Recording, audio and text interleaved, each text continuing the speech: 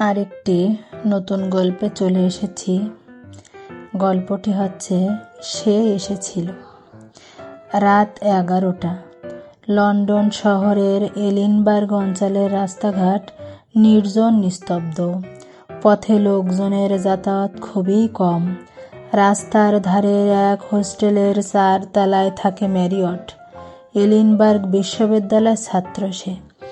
এই হোস্টেলে তার মতো কিছু ছাত্র এবং সাধারণ কেরানি চাকরিজীবী থাকে। ম্যারিয়ট মন দিয়ে পড়া মুখস্থ করছে। দরজায় খিল লাগানো।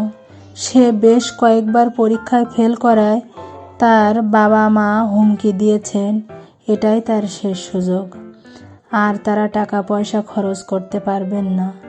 ম্যারিয়ট সে কথা মনে রেখে এবার জান প্রাণ দিয়ে লড়ে যাচ্ছে। এবার তাকে পরীক্ষায় পাশ করতেই হবে, কারণ তাদের আর্থিক অবস্থা তেমন ভালো না। বেশ কয়েক সপ্তাহ ধরে সে এরকম নিষ্ঠার সঙ্গে পড়াশোনা করে যাচ্ছে।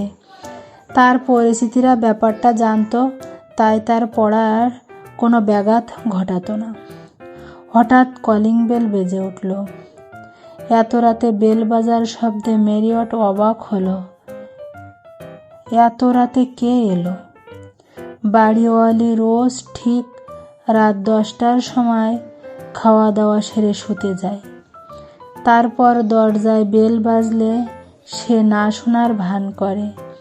ম্যারিয়ট ভাবল অগান্তকের আসার উদ্দেশ্য জেনে নিয়ে তাকে বিদায় করে দেবে। তাই সে দরজা খোলার জন্য টেবিল ছেড়ে উঠল। পাথর বাঁধানো সিঁড়ি দিয়ে নামতে নামতে ম্যারিয়ট আবার বেল বাজানোর শব্দ শুনতে পেল। রাগ ও বিরক্তির সঙ্গে দ্রুত পায়ে নিচে নেমে এলো।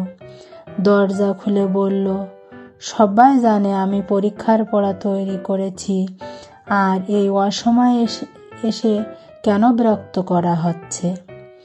বই হাতে ম্যারিয়ট দরজা খুলে দাঁড়িয়ে আপন মনে বকে যাচ্ছিল, কিন্তু অগান্তক কই?